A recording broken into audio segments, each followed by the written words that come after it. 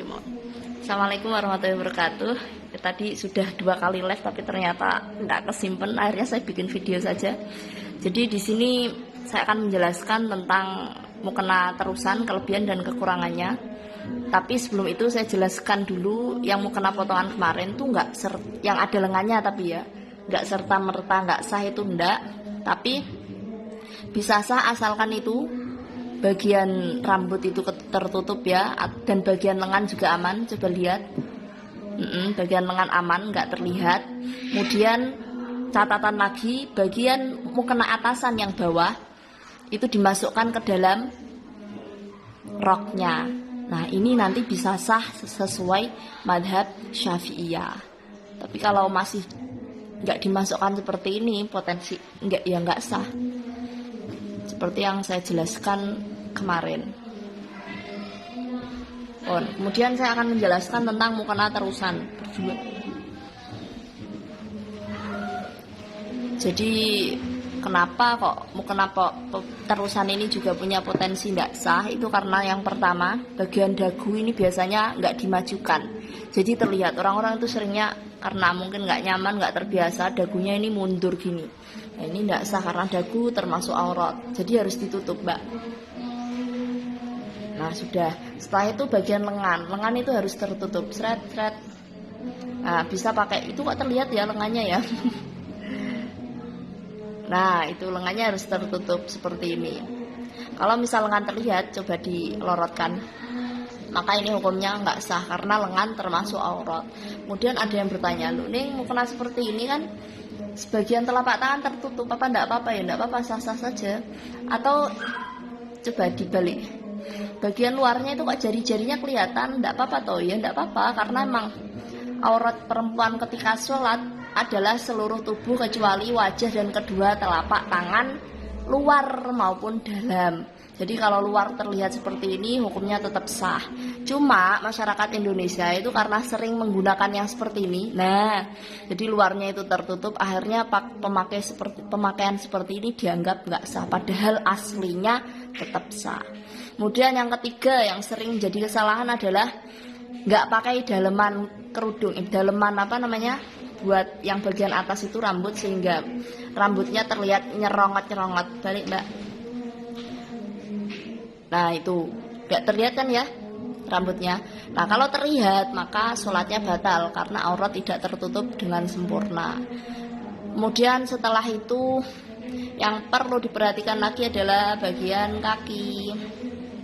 Kaki ini kadang suka terlihat kalau ukuran mukenanya tidak pas ya, atau terburu-buru ketika memakai mukena. Akhirnya ketika sujud kakinya terlihat. Nah ini harus segera ditutupi. Kalau nggak segera ditutupi maka sholatnya batal dan harus mengulangi.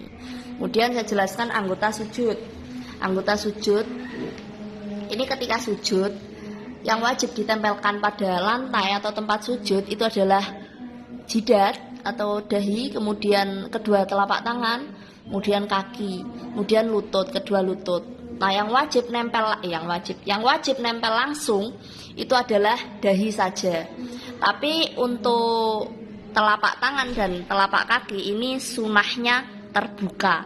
Coba Mbak sujud, Mbak, dirapatkan ya ketika sujud. Nah jadi kaki itu terbuka, itu maksudnya bukan kok terbuka itu bukan, tapi langsung nempel pada mahalus sujud atau tempat sujud. Ngoten, sudah. Kemudian bahas tentang mukena nerawang. Jadi dikatakan nerawang itu kalau kita sampai tahu dalam majelis berbincang-bincang seperti ini, kita sampai tahu, oh itu warna kulitnya kecoklatan misal ya, kemudian ada apa itu henanya dan lain sebagainya, kita sampai tahu. Tapi kalau kita perlu melihat lebih dekat agar tahu itu warnanya apa, maka ini tidak dikatakan nerawang. Jadi nerawang itu yang kelihatan kulitnya, warna kulitnya ketika kita dalam majelis berbincang.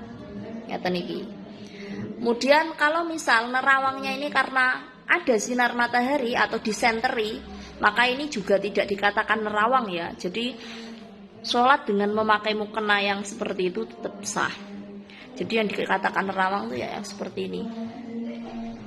di majelis berbincang kita tahu kulitnya warna apa, kukunya warna apa, dan lain sebagainya. Ngoten. Kemudian yang sering salah juga itu ada tuh, tapi ini bukan mukena terusan sih ya, lebih ke mukena potongan.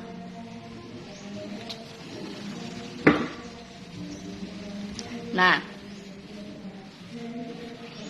biasanya itu, apalagi yang kecil-kecil itu, mukenanya itu dibuka gitu, kemudian baru sujud, disujudi mukenanya.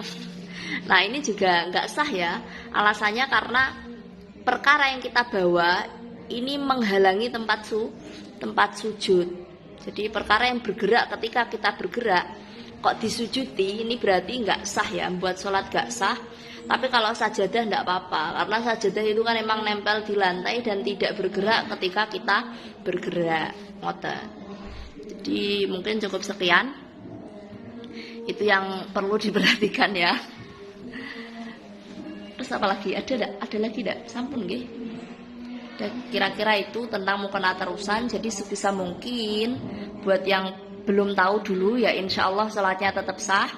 Cuma yang sudah tahu berusaha untuk memakai mukena atau memakai penutup aurat yang sesuai dengan madzhab Syafi'i. Yang bagaimana itu? Yaitu yang menutup seluruh wajah kecuali menutup seluruh tubuh kecuali wajah dan kedua telapak tangan, baik dohir atau dohir itu punggung mbak. Nah, dohir atau batin gitu. Sekian dari saya. Assalamualaikum warahmatullahi wabarakatuh.